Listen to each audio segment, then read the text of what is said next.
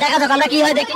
Viral cake বিক্রেতার দিন মনে হয় শেষ। শুধু শুধু কিছু সস্তা কন্টেন্টের মাধ্যমে যেমন অল্প সময়ে অনেক বেশি জনপ্রিয়তা পেয়েছেন, এখন আবার অল্প সময়ে মানুষের বিরক্তের কারণ হয়ে যাচ্ছেন। এই জন্য কিছু সস্তা কন্টেন্টের মাধ্যমে সাময়িক জনপ্রিয়তা অর্জন না করে কোয়ালিটি ও সততা দিয়ে ব্যবসা করে যান। মানুষ এমনিতে আপনাকে খুঁজে বের করবে এবং দীর্ঘদিন টিকিয়েও থাকতে পারবেন। ভাইরাল জাকির ভাইয়ের দোকানে কে যেন আসে, কেক বিক্রি করতে দিতেছে না। দেখা যাক কি হয়, দেখা যাক আমরা কি হয় দেখি। দেখেন, এবার কিন্তু মানুষ আস্তে আস্তে খুব বিরক্ত হয়ে যাচ্ছে।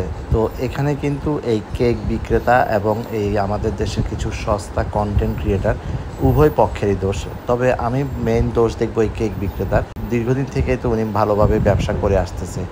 শুধুমাত্র সাময়িক কিছু জনপ্রিয়তার জন্য এখন দেখা যাবে যে কয়দিন পরে ওনারা আর এখানে ব্যবসায় থাকবে না।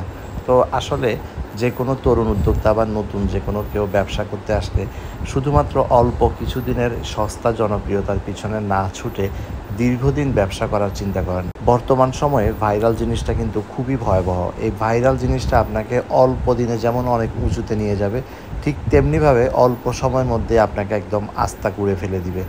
তাই আমি মনে করি ভাইরালের পিছনে না ছুটে দীর্ঘদিন কিভাবে টিকে থাকা যায় সেভাবে কাজ করা উচিত। সাময়িক সস্তা জনপ্রিয়তা দিয়ে অনেক দূরে এগিয়ে গেলেন, কিন্তু এরপরে যখন মানুষের বিরক্তের কারণ হয়ে যাবেন, এরপরে এবার আপনার উপর দেখা যাবে যে প্রশাসনের আঙ্গুল আসবে, তারপরে অনেক ধরনের হয়রানি আসবে, আশপাশের অনেক ব্যবসায়ী আপনাকে দেখে জেলাস হবে। আর এইসব ভাইরাল ব্যবসায়ীদের কাছে শুধুমাত্র আশপাশের ব্যবসায়ীরা না, স্থানীয় লোকজনও কিন্তু এক পর্যায়ে বিরক্ত হয়ে যায়। কারণ তিনি সামহাও কন্টেন্ট ক্রিয়েটারদের মাধ্যমে এমন বেশি ফোকাস হয়েছেন এবং সেই জায়গাটাকে এত বেশি লোকারণ্য করে তুলেছেন, মানুষের স্বাভাবিক জীবনযাত্রাই তখন ব্যাহত হয়ে যাচ্ছে।